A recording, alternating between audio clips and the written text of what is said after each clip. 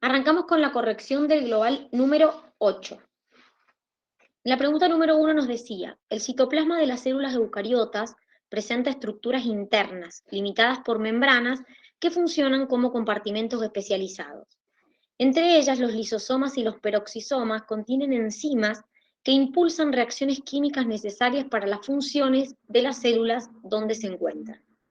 ¿Cuál de las siguientes opciones contiene una característica funcional de estas vesículas? Los glioxisomas son vesículas abundantes en las células hepáticas, donde participan en la eliminación de sustancias tóxicas para las mismas. ¿Por qué está mal eso?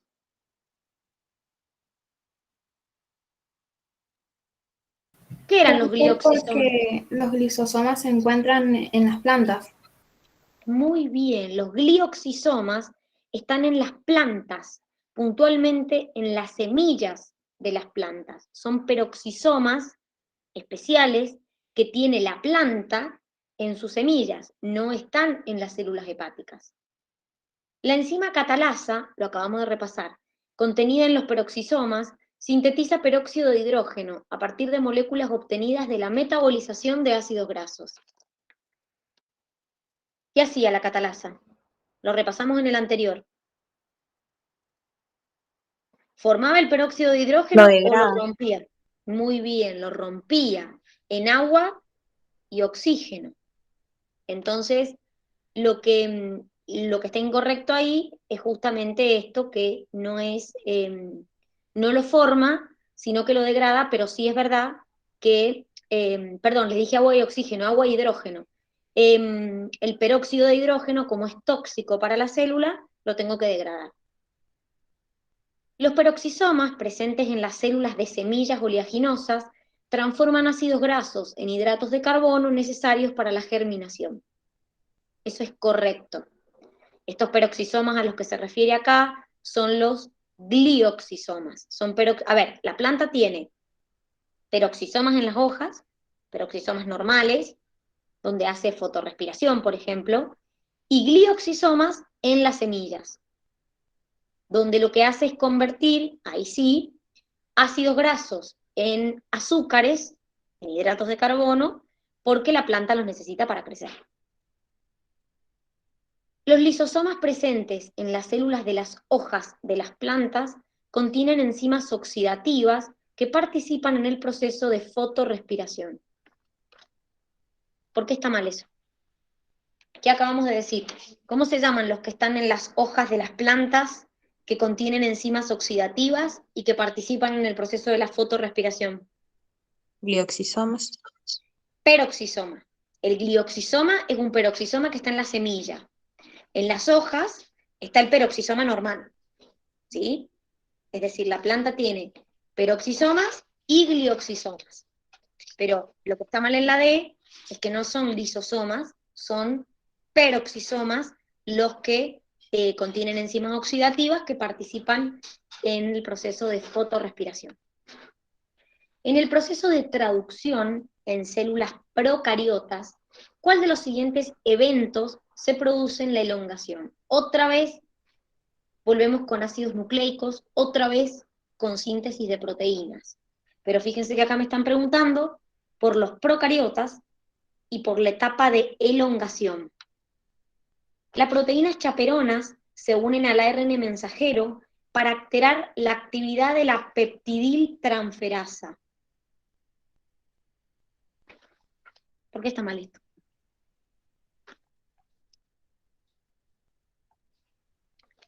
Las chaperonas eran las que plegaban la cadena peptídica, la cadena polipeptídica.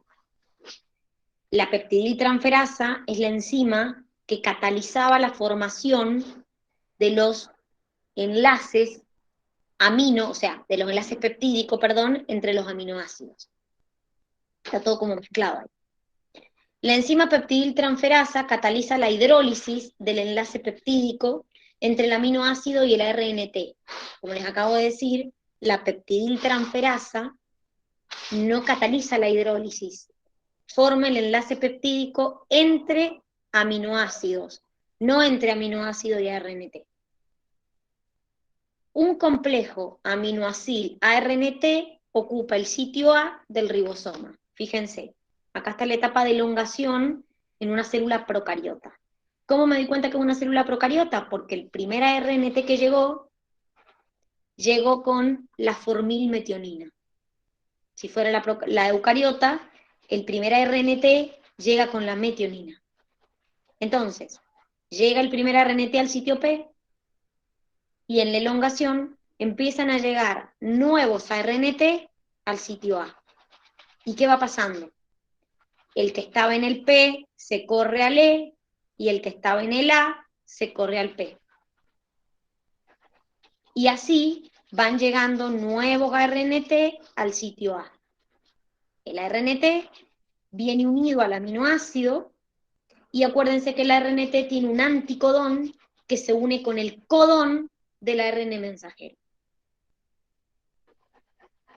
El complejo ARNT formilmetionina ocupa el sitio A del ribosoma. No, este, que es el primer ARNT que llega, ocupa el sitio P cuando llega. Después pasa al E y se va.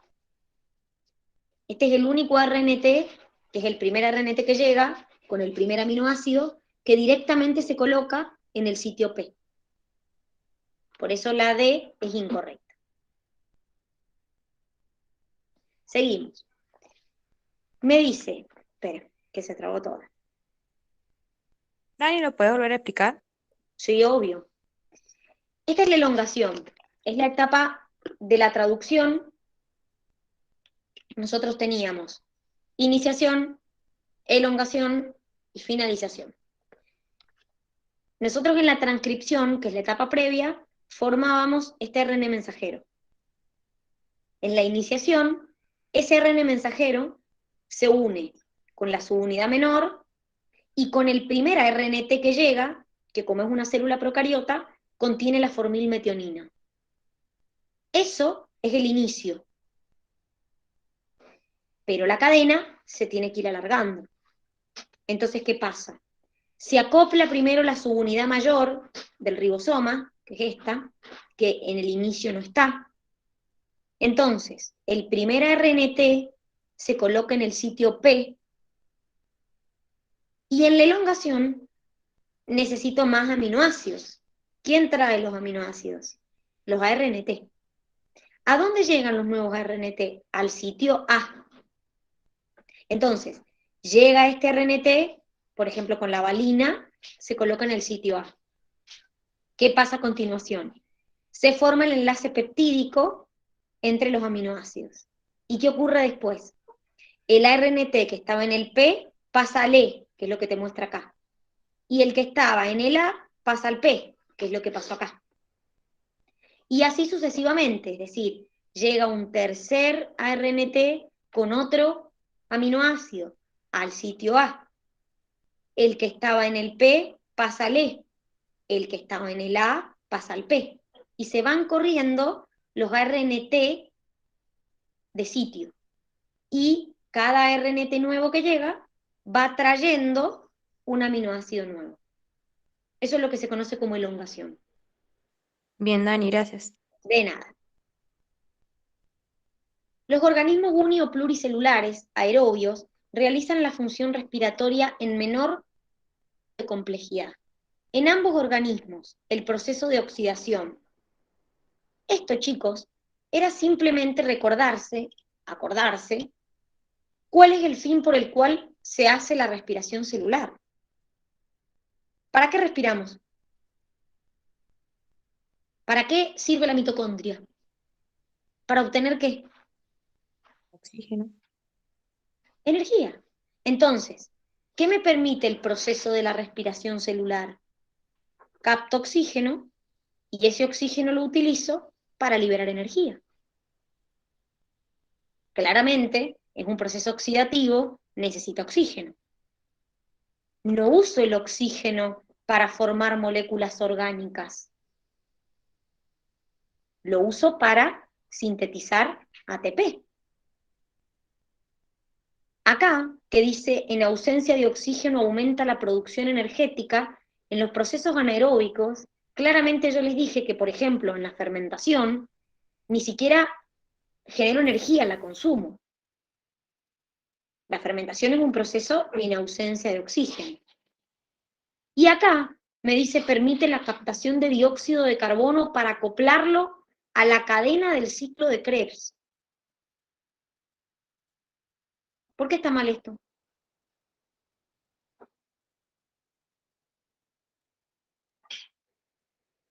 Porque al ciclo de Krebs, chicas, ingresa acetilcoenzima A, pierde la coenzima A, se une con el ácido oxalacético y forma el ácido cítrico. No se capta dióxido de carbono.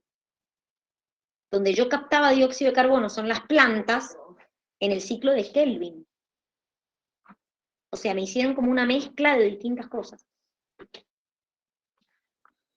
La membrana plasmática es una barrera selectivamente permeable que regula el tránsito de sustancias hacia afuera y hacia adentro de las células. ¿Qué mecanismo de transporte utilizan las moléculas polares, pequeñas, sin carga eléctrica, para atravesar la membrana plasmática e ingresar a las células? Acá, nosotros siempre insistimos, cuando vimos transporte, siempre les dijimos, chicos, las sustancias pequeñas, las sustancias sin carga, las sustancias no polares, atraviesan la membrana por difusión, cuanto más pequeña, cuanto menos polar sea, más rápido. Ahora, en el mismo momento donde le explicaban eso, les hablaban de una excepción, que les decía que cuando las moléculas son pequeñas y tienen una distribución eléctrica que hacen que no tengan carga eléctrica neta, pasaban por un transporte pasivo a través de la membrana. De hecho, miren, esperen que ya voy a abrir el apunte y les voy a decir dónde está, porque eso está en permeabilidad, porque está tal cual, espérenme que ahí les digo en qué página para que lo busquen, porque es un párrafo que lo dice tal cual, ya les digo en qué página.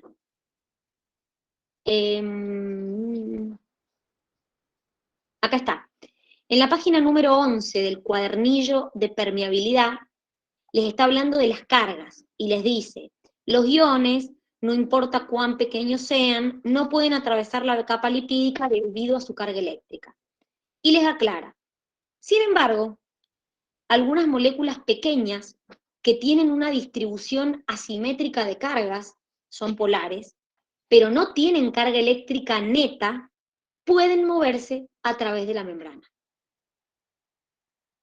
Entonces, eso es a lo que apuntaba esta pregunta. Las moléculas que son polares, porque tienen una distribución asimétrica de carga, pero no tienen carga eléctrica neta, ¿por qué mecanismo pasaban? Lo hacen directamente atravesando la membrana por un transporte pasivo.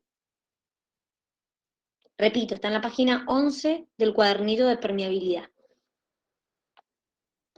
Una de las propiedades emergentes de la población es el patrón de crecimiento. Con respecto a los modelos de crecimiento estudiados, seleccione la opción correcta. El crecimiento exponencial es el modelo más complejo de crecimiento, en el cual el número de individuos de la población se incrementa a una tasa constante. Perdón, Ailu. Ailu, ¿cómo era cuál? Perdón, no te escuché. No te leí, perdón. ¿Cómo era qué cosa, Ailu? ¿Qué me preguntaste?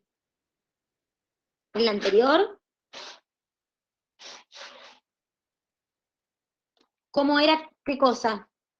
¿En qué página estaba o...? Cuando las moléculas son, como les dice acá, pequeñas y tienen una distribución asimétrica que hace que sean polares, pero no tienen carga eléctrica neta, pasan a través de la membrana directamente por un transporte pasivo. Los iones, cuando tienen carga, no pueden atravesar la membrana. Usan un canal iónico, o un transportador, o una bomba. Los iones, cuando tienen carga, sodio, potasio, cloro, calcio, usan canales, no pueden atravesar directamente la membrana. Esto que les preguntaban acá era una excepción, es cuando la molécula es pequeña, tiene una distribución asimétrica de cargas que la hace polar, pero tiene una carga eléctrica neta, o sea, no tiene carga eléctrica. Entonces pasa por transporte pasivo. Ahora, si yo te pregunto, bueno, ¿y cómo pasa el sodio, el potasio, el calcio? Y bueno, ahí sí, no van a pasar por un transporte pasivo. Usará un canal iónico, o usará una bomba, o usará un transportador, pero no va a pasar directamente a través de la membrana. ¿Se entendió, Ailu?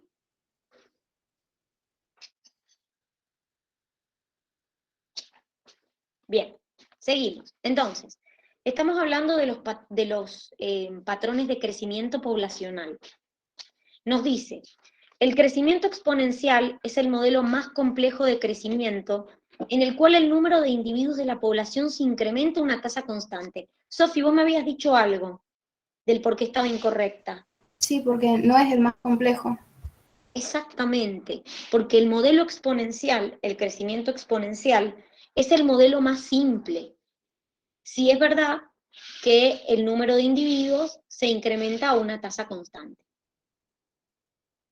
En el crecimiento exponencial, la tasa de crecimiento se incrementa cuando el tamaño de la población aumenta, n, aunque la tasa de crecimiento per cápita permanezca constante.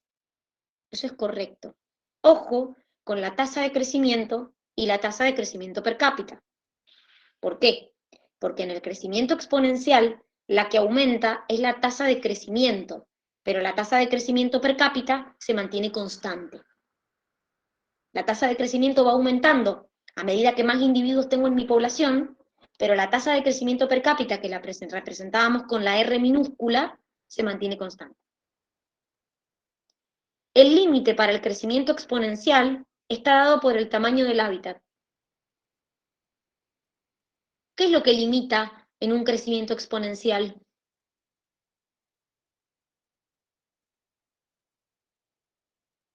¿De qué dependía principalmente? De los recursos. Acuérdense, chicos, que es como, por ejemplo, una bacteria en un laboratorio, en un cultivo de laboratorio. Más comida, más crece, más comida, más crece, más comida, más crece. Entonces, el crecimiento exponencial era típico de las bacterias en el laboratorio, las especies oportunistas como las malezas. El crecimiento logístico es característico de especies oportunistas, les acabo de decir que no, que las especies oportunistas tienen crecimiento de tipo exponencial. Se coloca una célula en una solución que presenta mayor concentración de soluto hidrofílico A que el citoplasma. Al cabo de un tiempo, se detecta la entrada de A a la célula y posteriormente su acumulación. Puede decirse que. Les hago una pregunta. Me dice que agarro una célula y la meto en una solución que es hidrofílica, o sea que tiene mucho contenido de agua. Y me dicen que al cabo de un tiempo se detecta la entrada a la célula. Ese pasaje que hace hacia adentro, ¿es un transporte pasivo o activo? Pasivo. Exacto, desde donde hay más concentración de agua a donde hay menos. Ahora, ¿por qué se empieza a acumular adentro?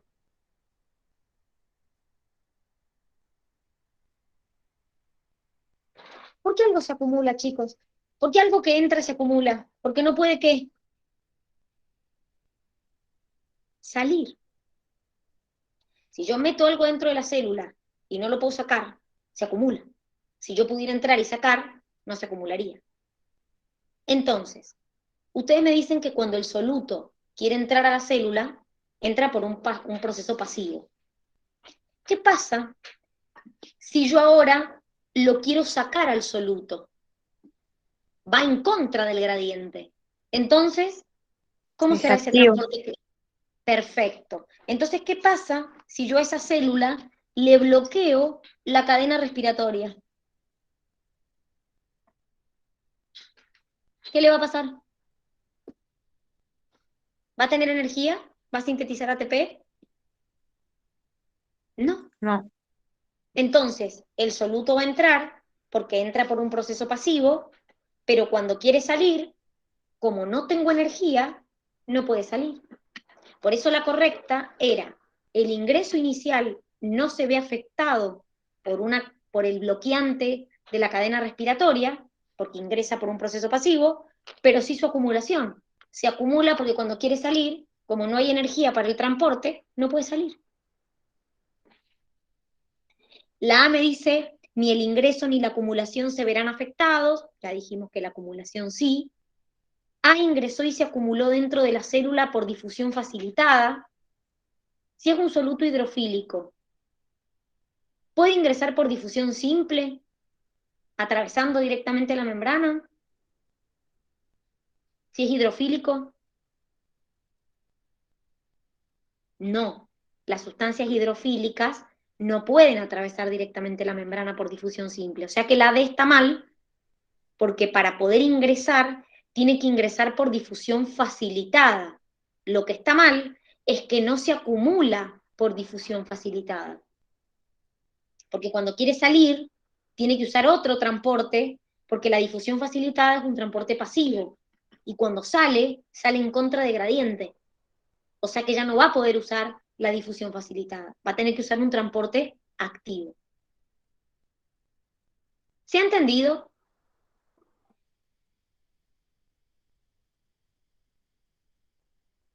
¿El D, Dani, por qué era? Porque como es una sustancia hidrofílica, las sustancias hidrofílicas no pueden atravesar la membrana por difusión simple, que sería atravesarla directamente. Necesitan la ayuda de un canal. Entonces, en caso de ingresar, tiene que ingresar por difusión facilitada, con una proteína que le ayude a ingresar.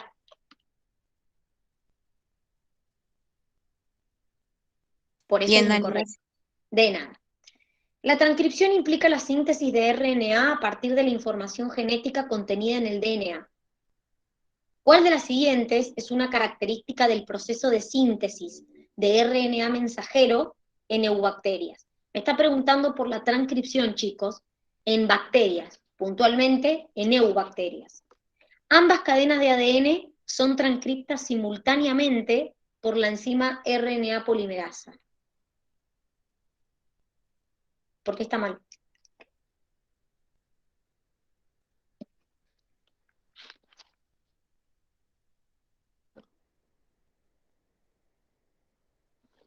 Chicos, la Es una sola transcripción, hebra. exacto, porque la transcripción es muy parecida a la nuestra. Cuando la hebra de ADN se abre, una sola de las cadenas del ADN sirve como codificante para sintetizar el ARN mensajero, no las dos. La transcripción comienza cuando la enzima RNA polimerasa, que contiene un factor de iniciación, se une al promotor. Eso es correcto. La cadena de RNA sintetizada es idéntica, aunque es antiparalela, a la cadena MOL de DNA denominada codificante. ¿Por qué está mal?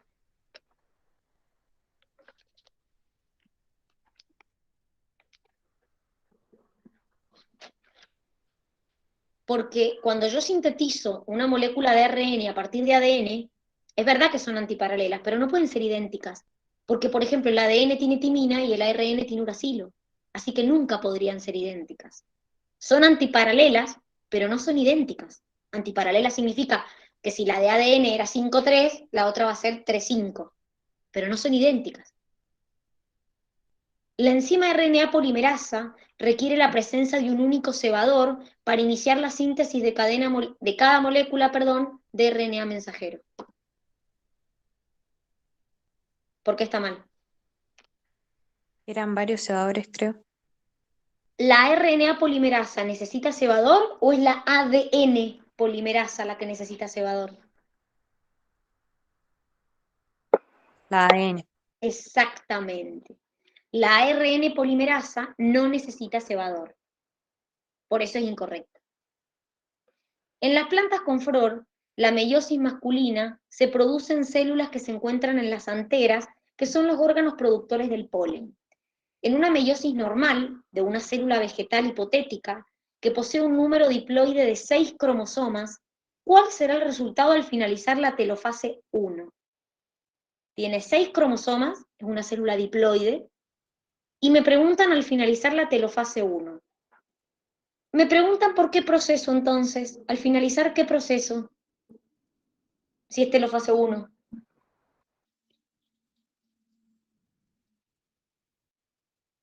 ¿Por qué proceso me están preguntando? ¿Por la mitosis, por la meiosis 1, la meiosis 2? Por la meiosis 1. Exacto. En la meiosis 1, ¿cuántos núcleos terminábamos obteniendo de una célula original? 2. O sea, que ya la opción B y la opción D las descartaba sin leerlas, porque me dice 4 núcleos, 4 núcleos. ¿En dónde obteníamos 4 núcleos? Cuando finalizaba qué meiosis. La meiosis 2. Exactamente. O sea que mis posibilidades ya se reducían a 2. A la A o a la C. La A me dice, cada uno, 2 núcleos, cada uno con 3 cromosomas que podrán ser diferentes de cualquiera de los cromosomas que estaban presentes en el núcleo original. ¿Por qué serán diferentes? Es verdad que va a tener 3 cromosomas cada núcleo, porque en la anafase se separan los cromosomas, en la anafase 1, entonces de 6 me quedan 3 y 3. 3 dobles, 3 dobles. ¿Pero por qué son diferentes al original? Porque ¿qué pasó en la meiosis 1? Hubo crossing over, chicas. En la profase 1 se intercambian los fragmentos entre cromosomas, entonces ya los cromosomas no son iguales. Por eso dice que podrán ser diferentes de cualquiera de los cromosomas que estaban presentes en el núcleo original. Porque cuando se hace meiosis 1, hay un intercambio genético. Entonces ya los cromosomas dejan de ser idénticos. 2 núcleos, dice la C, uno con 3 pares de cromátides idénticas provenientes de uno de los progenitores y el otro con 3 pares de cromátides idénticas provenientes del otro progenitor. Primero, que no se separan cromátides, porque en la meiosis 1 se separan cromosomas. Y segundo, que ya no van a ser idénticas a ningún progenitor porque hicieron crossing over. Entonces yo a partir de que hago crossing over ya no tengo más cromátides ni cromosomas idénticos. Porque ya es una mezcla de, si se acuerdan en la imagen, nosotros les decíamos poner, y salía el cromosoma rojo y azul, era el rojo con distintos segmentos azules, el azul con distintos segmentos rojos, quiere decir que ya los cromosomas dejan de ser idénticos.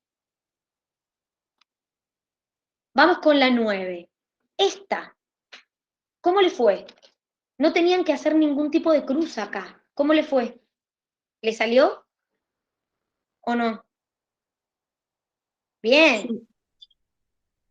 Muy bien, bien. Entonces, ¿qué me decía esta? La coloración de una especie de pimiento está determinada por 2 genes diferentes, cuyos alelos denominamos AARR. En un laboratorio se realizó un cruzamiento entre plantas heterocigotas para ambos genes, donde se obtuvo una descendencia de 9 pimientos rojos, 3 marrones, 3 naranjas y 1 blanco. Se conoce que cuando ambos genes están en homocigosis recesiva, el color del pimiento es blanco. El alelo dominante A determina la coloración naranja, el alelo dominante R la coloración marrón, siempre y cuando el segundo gen se encuentre en homocigosis recesiva, RR o AA. ¿Cómo se explica el hallazgo del fenotipo de coloración roja en la descendencia? Entonces, analizo. Tengo un gen que tenía 2 alelos y otro gen que tenía 2 alelos. Este gen me da color naranja, este gen me da color marrón, siempre y cuando el otro esté en homocigosis recesiva. Por ejemplo, este para ser marrón tiene que ser dominante o heterocigota con marrón, o sea, el R, y el gen naranja recesivo. Para el naranja pasaba lo contrario. Para ser naranja tenía que ser homocigota o heterocigota y el gen marrón recesivo. Y me aclara la consigna que para ser blanco eran recesivos ambas características, ambos genes. Por lo tanto, si yo hacía la cruza de los dos heterocigotas, que podían hacerla como no, yo no la hice, quiere decir que cuando yo tengo los dos homocigotas dominantes, o un gen homocigota dominante y el otro heterocigota, o al revés, o los dos heterocigotas, el pimiento era rojo. ¿Qué quiere decir esto? Es el resultado de una epistasis, donde los alelos A o R recesivo en homocigosis recesiva enmascaran el efecto del otro gen. ¿Por qué estaría mal eso?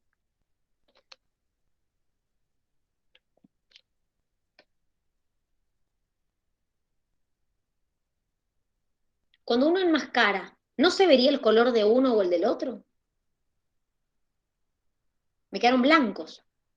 O sea, no eran ni marrones ni naranjas. Cuando estaban en homocigosis recesivas, eran blancos. O sea que nadie enmascaró a nadie. Porque si no se hubiera visto o naranja o marrón. Y sin embargo eran blancos.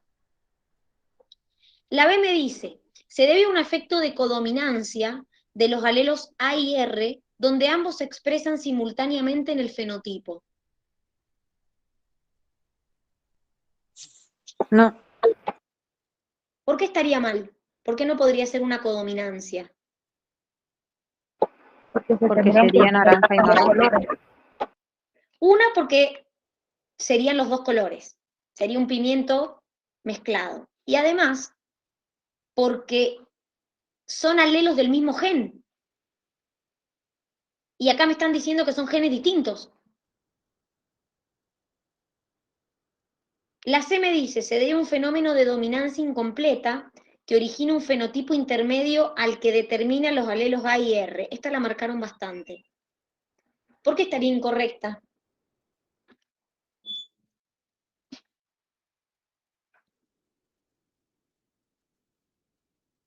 Por lo mismo, chicos, porque en la dominancia incompleta y en la codominancia se interaccionan alelos de un gen. Acá me estaban diciendo que son genes distintos, el gen A y el gen R. O sea que no podría ser. Lo que había era la aparición de un nuevo fenotipo, que era como lo de las crestas de las gallinas. Cuando se mezclaba el gen roseta y el gen rizado, el gen guisante, perdón, me daba una cresta que se llamaba nuez. Entonces, era más o menos como lo de las gallinas, como las crestas de las gallinas. El hígado es el órgano fundamental para mantener constantes los niveles de azúcar en sangre. Si hay suficiente almacenamiento de glucógeno, los monosacáridos que lleguen a él deberán seguir otra vía metabólica alternativa a la formación de glucógeno. ¿Qué vía metabólica se llevará a cabo en estas condiciones? A ver, si me están diciendo que cuando hay mucho glucógeno, la glucosa que llega no puede formar glucógeno, claramente no va a ser la glucogenogénesis, que es la formación del glucógeno, justamente. Si tengo mucha glucosa, claramente no voy a hacer ni glucogenólisis ni gluconeogénesis, porque más glucosa voy a tener. Lo que voy a hacer con esa glucosa de más es glucólisis, usarlo para obtener energía, usarlo para obtener ATP. El exceso, en vez de almacenarlo como glucógeno, lo voy a usar para obtener ATP.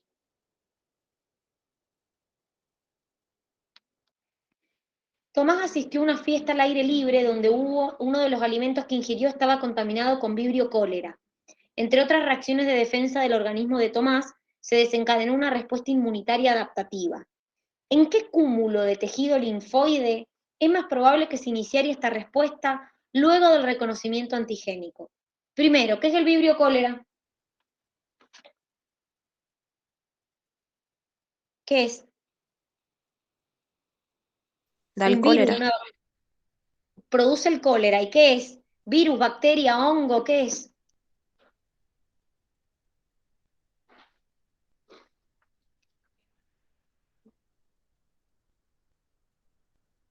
Es una bacteria, muy bien.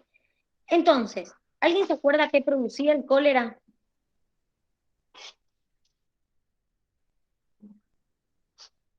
Un síntoma, muy bien, mucha Diarrea, creo. diarrea, muy bien. Producía diarrea muy abundante, de hecho mucha gente se murió de cólera porque se morían deshidratados. Entonces, si yo tengo un ataque principalmente al intestino, el cúmulo de tejido linfoide que yo tengo en el intestino son las placas de Peyer, porque las amígdalas están en la zona de la garganta y las adenoides acá. O sea que los únicos que se encontraban los cúmulos de tejido linfoide a nivel intestinal son las placas de Peyer. Como se afecta principalmente el intestino, son las primeras que van a dar la respuesta. Un grupo de científicos estudió la composición de una población de pinzones que habita una de las Islas Galápagos y que posee un ciclo de vida de hasta 13 años. Los resultados obtenidos se expresaron por cada 1000 huevos puestos. Se observó que cada 1000 huevos puestos, 260 se pierden antes de la eclosión, por acción de la depredación. De las 740 crías nacidas, solo 520 pueden abandonar el nido, y de estas últimas, al cabo del primer año, solo sobreviven 100. La supervivencia de estas aves depende de la producción de semillas, que está fuertemente correlacionada con las precipitaciones en la isla. Una vez que las aves sobreviven a su primer año, la tasa de mortalidad permanece más o menos constante durante los años siguientes. Considerando que los biólogos describen patrones de mortalidad típicos como hidra, ostra y especie humana, ¿cómo es el patrón de mortalidad de esta población de pinzones? Luego del primer año de vida, el patrón de mortalidad de estas aves es idéntico al de la mortalidad de la especie humana al final de la vida adulta. Me dicen que después del primer año de vida, la tasa de mortalidad permanece más o menos constante todos los años de vida. ¿Quién tenía ese patrón de mortalidad?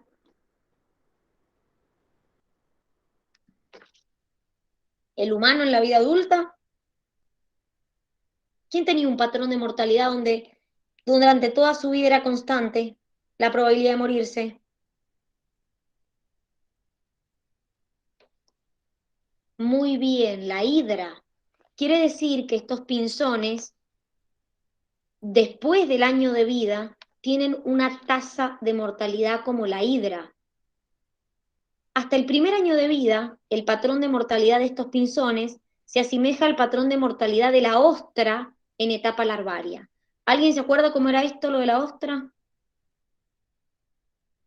¿Qué pasaba? Tenía más probabilidad de morirse en los primeros años. Muy bien, en la primera etapa de vida, hasta que adquirían un sustrato, hasta que se adherían a un sustrato, en etapa larvaria, su mortalidad era muy elevada.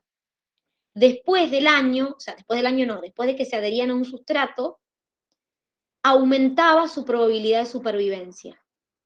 Entonces, los pinzones tienen la primera etapa de vida así y la segunda etapa de vida así. La C me dice, luego del primer año de vida, el patrón de mortalidad de estas aves es igual al de las ostras una vez que se adhieren a un sustrato favorable. No. ¿Por qué? Porque en las ostras, cuando se adhieren al sustrato favorable, su probabilidad se incrementa, es decir, aumentan su probabilidad de sobrevivir. En la hidra, cuando pasa el año, o sea, en los pinzones, cuando pasa el año, tiene la misma probabilidad de morirse a cualquier edad. Entonces se parece a la de la hidra, no a la de la ostra. Y la última me dice el patrón de mortalidad de la población de estos pinzones a lo largo de toda la vida es como la hidra. No. Al principio es como la ostra en etapa larvaria y después del año como la hidra. Entre los mecanismos de especiación por divergencia se reconocen 3 modelos principales que se diferencian de acuerdo con la distribución geográfica y la intensidad de flujo génico entre las poblaciones. Con respecto a la población parapátrica, ¿Qué significaba que fuera parapátrica, chicos?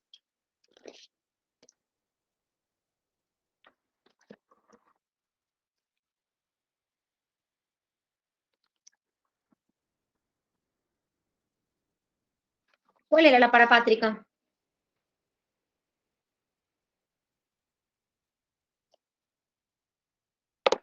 ¿Era algo de la evolución en el aislamiento? Acuérdense que eso estaban relacionados, parapátrica, simpátrica, alopátrica, con mecanismos de especiación, mecanismos de formación de nuevas especies. En la parapátrica era cuando se daba en territorios contiguos, en la alopátrica por una barrera geográfica que los separaba, y en la simpátrica dentro del mismo territorio.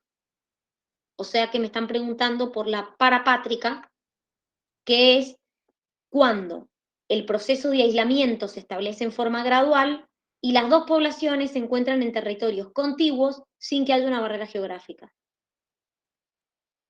La B me dice, cuando un pequeño número de individuos funda una nueva población en una zona cerca de manera abrupta. ¿A qué están haciendo referencia ahí? Chicos, estudien evolución porque evolución se los toman muchísimo. Está haciendo referencia a la peripátrica, puntualmente al efecto fundador, que es cuando un grupo de individuos se aleja de la población y forma una población nueva. Cuando dos poblaciones están en territorios separados por una barrera que impide el flujo y van divergiendo hasta convertirse en especies diferentes. Eso es alopátrico. Cuando el proceso de especiación ocurre en el transcurso de las generaciones dentro del mismo territorio. Cuando es dentro del mismo territorio, es simpátrica. Los biólogos evolutivos cuestionan la interpretación de todo rasgo como una adaptación. Esto también está en evolución. Tratan de tener una mirada más plural que propone considerar el organismo globalmente y recurrir a explicaciones alternativas a la selección natural para interpretar algunas de sus características. Con respecto a ello, podemos afirmar que algunas características son consecuencias de heterocronías, procesos de crecimiento diferencial de las distintas estructuras de un organismo durante el desarrollo embrionario que modifican las proporciones entre ellas. Estas dos están cambiadas. ¿Por qué? Porque una heterocronía eran cambios en las tasas de desarrollo de los individuos que podían acelerar su desarrollo, retrasar su desarrollo o incluso interrumpir su desarrollo. Y una alometría era un proceso de crecimiento diferencial en las distintas estructuras de un embrión.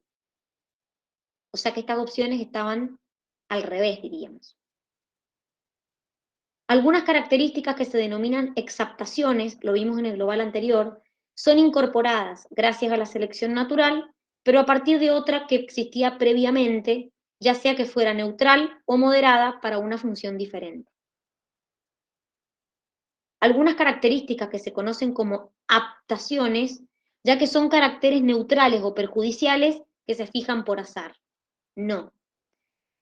Las características que son neutrales o perjudiciales para un organismo y que se fijan por azar, se les llama no aptaciones. Las aptaciones son las características que a los individuos los hacen más aptos. Darwin discutió las dificultades clasificatorias que surgen cuando una característica está presente en dos o más especies que no tienen ancestro común que las posee, y las denominó analogías. Cuando hablamos de convergencia, acuérdense que dentro de las analogías teníamos convergencia, paralelismo y reversión. Esto lo vieron en diversidad. Nos preguntan puntualmente por la convergencia. Desde ya, acá había dos opciones que yo podía eliminar, porque las estructuras análogas eran estructuras similares. O sea que ya las que me dicen diferentes, las elimino. Eran estructuras similares que surgían a partir de ancestros diferentes debido a la evolución convergente. Por ejemplo, la aleta de una ballena y la aleta de un tiburón.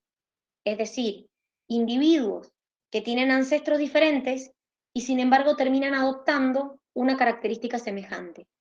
A la característica se la llama analogía y el proceso es una evolución convergente.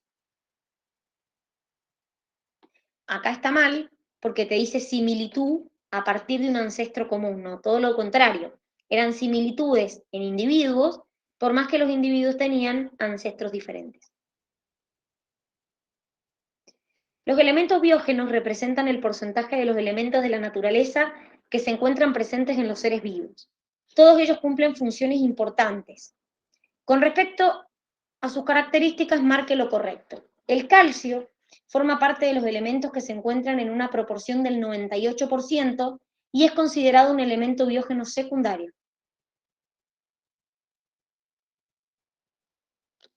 ¿Qué me dice? Era primario.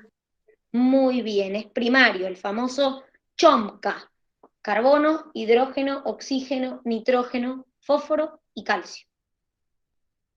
Dentro de los componentes inorgánicos de la materia viva encontramos proteínas, hidratos de carbono, lípidos y ácidos nucleicos. ¿Por qué está mal?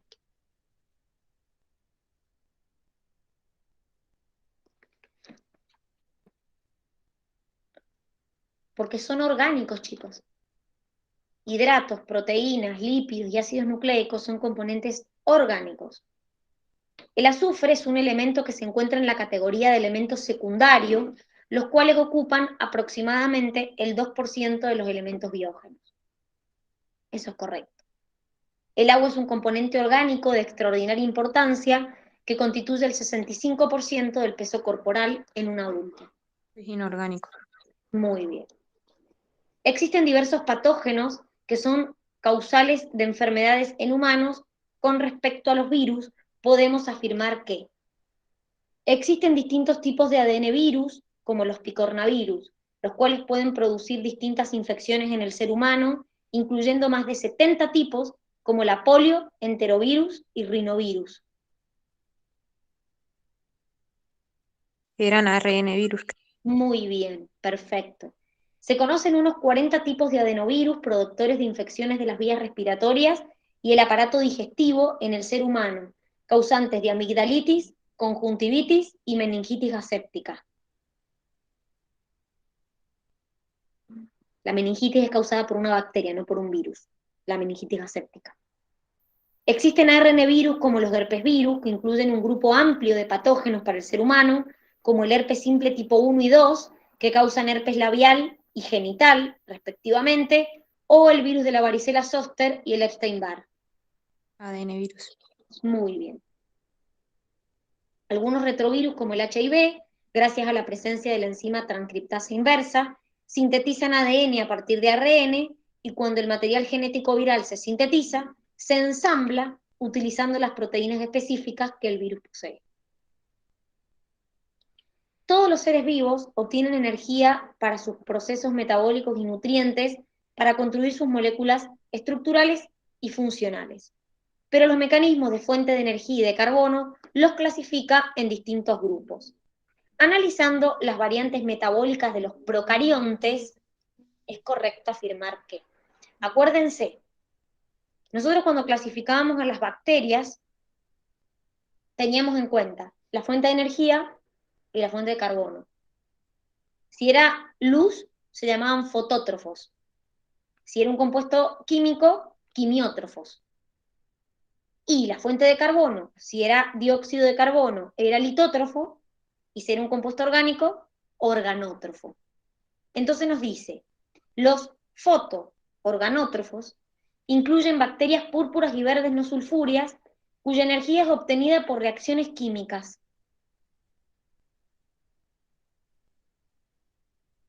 Si son fotoorganótrofos.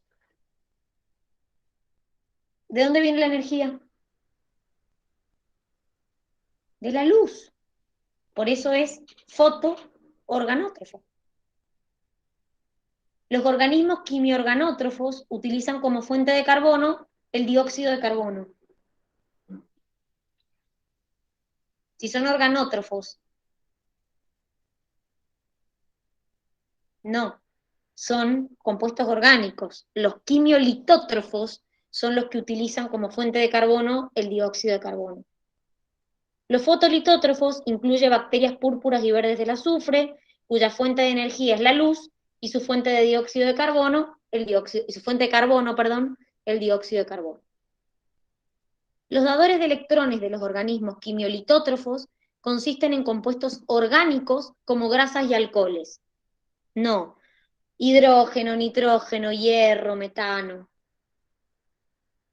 La neumonía se diagnostica con una combinación de la clínica que presenta el paciente, por ejemplo, tos, fiebre y dificultad respiratoria, y se confirma por la consolidación pulmonar observable en una radiografía de tórax. Existen muchas bacterias que producen neumonía bacteriana, pero algunas causan neumonía atípica. Con respecto a esta última, ¿cuál de los siguientes agentes podría ser el agente causal? Todos los que tenían ahí causan neumonía. Lo que pasa es que hay distintos tipos de neumonía. El micoplasma, es la famosa neumonía atípica. Streptococcus pneumoniae, la neumonía típica, Staphylococcus, la neumonía estafilocóxica. Entonces, me preguntaban por la atípica. Acuérdense que se llama atípica porque es la menos común. ¿Cuál de las siguientes propuestas indica características propias de los animales protostomados? ¿Cuál era la diferencia entre un protostomado y un deuterostomado? Reino Animalia.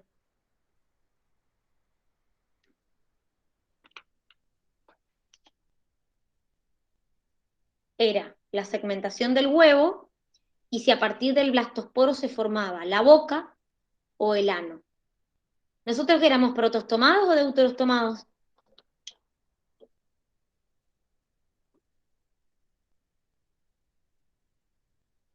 Deuterostomados. En los protostomados, el huevo se segmenta en forma de espiral y del blastosporo se forma la boca. En los deuterostomados, como nosotros, hay una segmentación radial y del blastosporo se forma el ano, no la boca. El llamado epitelio escamoso simple o plano simple está ampliamente difundido en nuestro organismo. Marque la opción que considere correcta. Se lo encuentra tapizando el interior de los vasos sanguíneos donde se lo llama mesotelio. ¿Cómo se le llamaba el epitelio plano simple cuando estaba en vasos sanguíneos?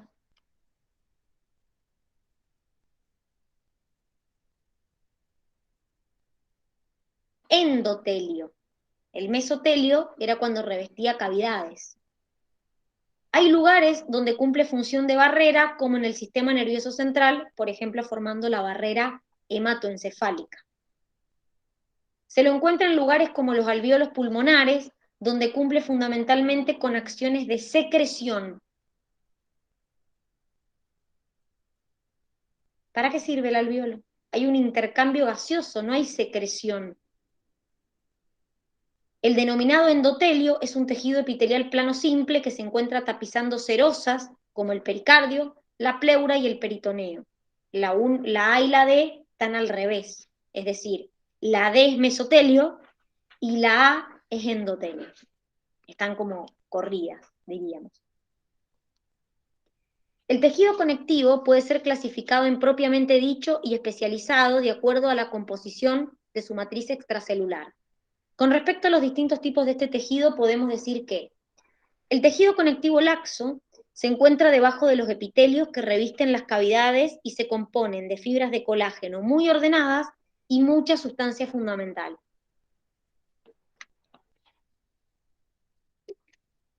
Teníamos tejido conectivo laxo, denso irregular, y por otro lado el especializado. Nos están preguntando por el laxo. ¿Qué tiene de incorrecto eso? Muy bien, tiene las fibras poco ordenadas. Perfecto, Marti. Muy bien. El tejido conectivo denso irregular tiene abundantes fibroblastos y fibras de colágeno que no tienen una orientación definida, encontrándose principalmente en la dermis.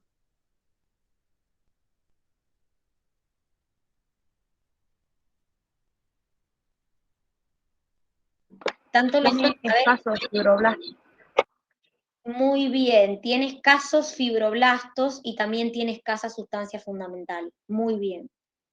El tejido conectivo denso regular está localizado en las capas interiores de la piel y forma parte de tendones, ligamentos y aponeurosis. ¿Por qué está mal? Denso regular.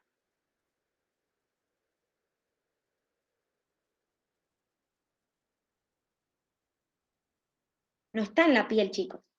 Forma parte de tendones, ligamentos y aponeurosis. El que está en la dermis es el tejido conectivo denso irregular. El tejido óseo tiene una matriz extracelular mineralizada y la sustancia fundamental tiene proteínas, de las cuales el principal es el colágeno tipo 1 y los proteoglucanos. Acuérdense que el tejido óseo tiene, cuando dice extracelular mineralizada, es porque tiene fosfato de calcio. Acuérdense que es lo que le llamábamos hidroxiapatita. El sistema nervioso se clasifica en distintas ramas de acuerdo a su ubicación anatómica y su función. ¿Cuál de las siguientes afirmaciones es correcta respecto del sistema nervioso parasimpático? Sus ganglios se encuentran alejados del órgano efector.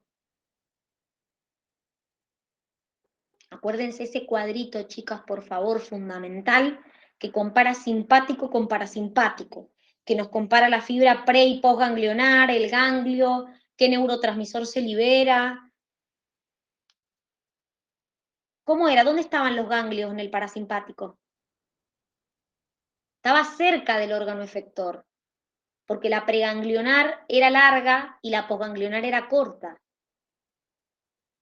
Estimula la contracción de los vasos sanguíneos de la piel y del tubo digestivo. Parasimpático.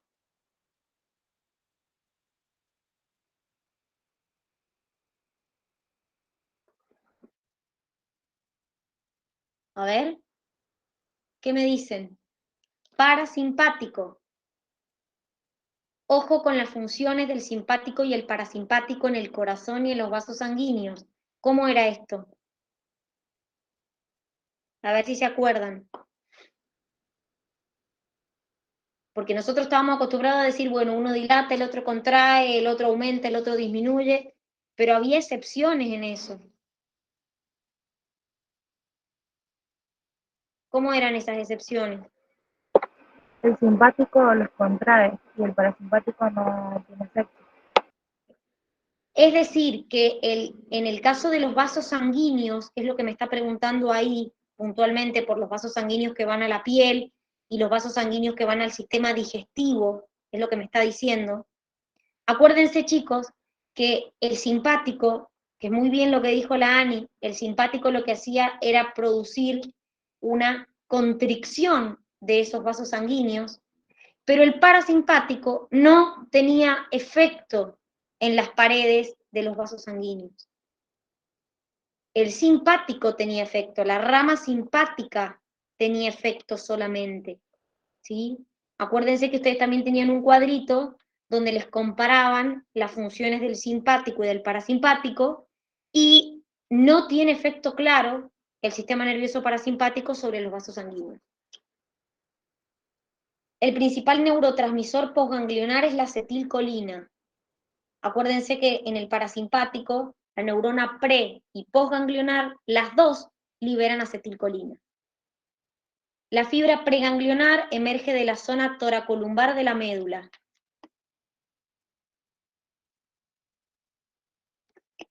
¿Qué me dicen? No, emergen de la región craneana y de la región sacra. Los que emergían de la región toracolumbar eran los simpáticos, o sea, el sistema nervioso simpático. En el cerebro humano se han localizado áreas funcionales corticales que realizan procesamiento motor y sensitivo específico. ¿Cuál es la función principal del área de la corteza cerebral que forma parte del lóbulo parietal localizado por detrás de la cisura central? ¿A qué área de la corteza me están hablando?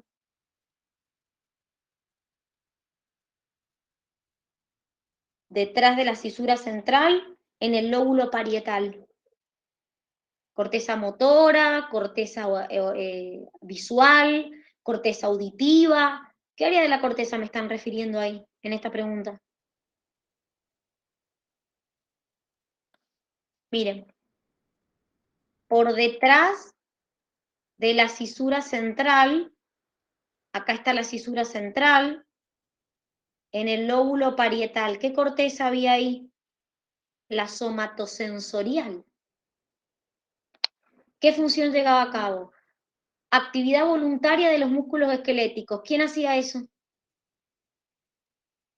¿Qué corteza? A ver, ¿qué corteza lo hacía?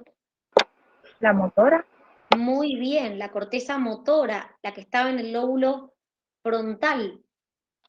Después me dice, recibe señales táctiles y estímulos relacionados con la propiocepción, temperatura y dolor. Esa es la correcta. Procesa señales enviadas por las neuronas sensoriales al órgano de Corti. ¿A qué corteza está haciendo referencia? Auditiva. Exactamente, es decir, a la corteza auditiva que está acá, en el lóbulo temporal. Y la última, procesa señales enviadas por las células ciliadas de la retina, es la visual, que es la que está en el lóbulo occipital. Las respuestas de los receptores sensoriales a muchos estímulos específicos y su posterior procesamiento neurofisiológico se denomina sensación y se distinguen de la percepción, ya que este es el resultado de la integración y el procesamiento de las sensaciones por los centros nerviosos superiores. Quiere decir que nuestras percepciones difieren cualitativamente de las propiedades físicas de los estímulos y las limitaciones anatómicas y fisiológicas, ya que nuestro sistema nervioso solo extrae una parte de la información que potencialmente puede contener un estímulo. En base a ello, analice las siguientes opciones y marque la correcta. Una persona con una lesión específica en la corteza ubicada en el lóbulo frontal puede experimentar una deficiencia selectiva para la percepción de la profundidad o la incapacidad para apreciar el grosor de los objetos, sufriendo una agnosia espacial visual.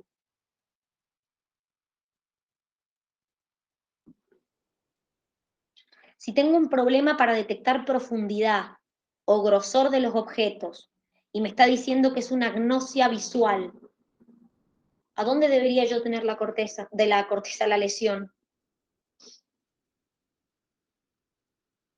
¿En qué corteza? En la visual, chicos. Y la corteza visual no está en el lóbulo frontal, está en el lóbulo occipital. Una persona con epilepsia puede sufrir percepciones sensoriales con la presencia de estímulos ambientales, como fenómenos auditivo, olfativo, táctil y o visual, las cuales se denominan alucinaciones.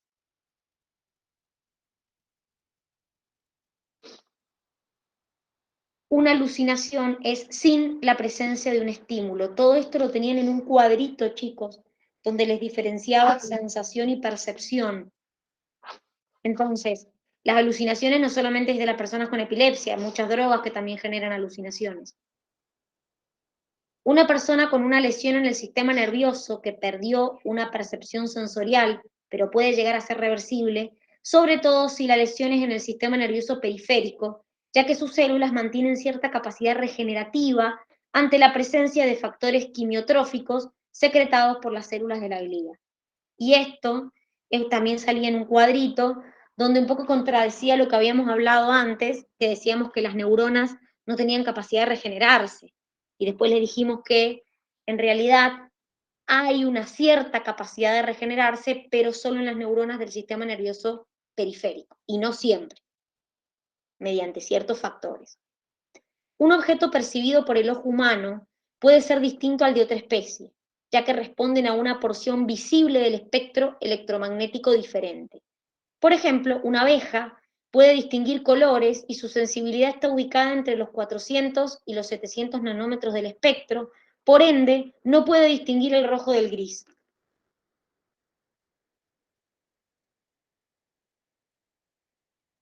¿Por qué está mal? Esto estaba en órganos de los sentidos, en una imagen, que les mostraban cómo veía una abeja una flor y cómo lo veíamos nosotros. Nosotros, claramente, vemos en visible, es decir, tenemos una sensibilidad entre 400 y 700 nanómetros del espectro. Las abejas ven en la parte UV, es decir, en la porción UV del espectro, entonces no pueden distinguir el color rojo del color gris.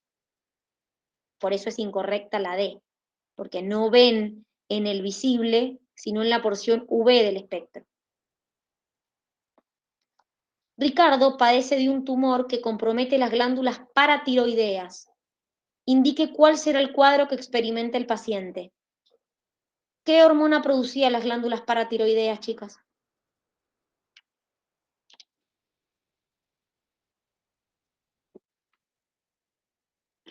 La paratormona. La paratormona, lo acabamos de repasar, regulaba la calcemia en sangre, puntualmente me aumentaba la calcemia en sangre. Él tiene un tumor en esta glándula. Disminuye la calcemia, fosfatemia y aumento de la fosfaturia. Claramente, si tiene un tumor en esta glándula y esta glándula produce una hormona que me aumenta la calcemia, más allá de aumentarme la calcemia, también hacía algo que era aumentarme la excreción de fosfato por orina, que eso se llamaba fosfaturia. Entonces, me va a dar una hipercalcemia, voy a excretar mucho más fosfato por orina, que eso se llama fosfaturia, y voy a tener mucho menos fosfato en sangre, que se llama fosfatemia. Acá está mal porque no me va a disminuir la calcemia, me va a aumentar.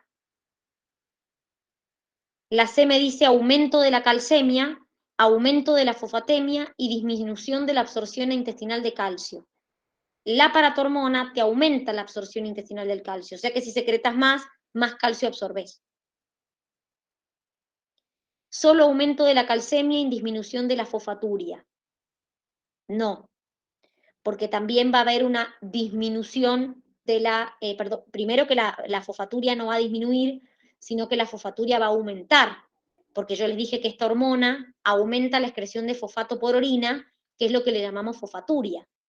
Entonces, me va a aumentar la calcemia, pero también me va a aumentar la fosfaturia.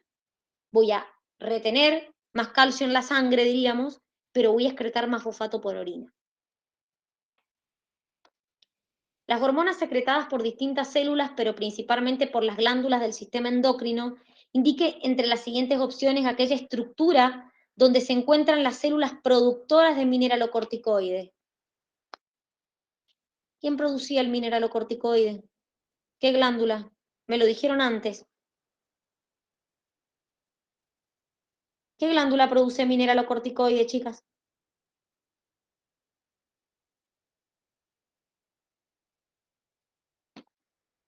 La glándula suprarrenal, puntualmente, ¿qué parte de la glándula? ¿Qué parte? El mineralocorticoide es la aldosterona, por ejemplo. La corteza suprarrenal, bien, Marti. Muy bien. Entonces, una glándula mixta ubicada debajo del estómago. Opción bolazo. Porción medular de unas glándulas ubicadas sobre los riñones. No es la médula, es la corteza la que lo secreta. 4 glándulas insertas en la parte posterior de la tiroides. Esto hace referencia a las paratiroides. Puntualmente en la corteza de glándulas pequeñas y triangulares ubicadas encima de los riñones, es decir, en la corteza de la glándula suprarrenal. Los niveles de glucosa en sangre se encuentran bajo un control estricto en el cual intervienen al menos 7 hormonas distintas. ¿Cuál de las siguientes hormonas y su mecanismo de acción corresponde a la respuesta más probable que ocurrirá en un sujeto que presenta una disminución de la glucemia? Liberación de hormona de crecimiento que actuará promoviendo la glucólisis en los tejidos. ¿Cómo actuaba la hormona de crecimiento? Es hiperglucemiante, es verdad. O sea que puede ser que la libere. Pero ¿cómo actuaba la hormona de crecimiento? ¿Qué hacía la somatotrofina para aumentar la glucemia en sangre puntualmente? A ver si se acuerdan.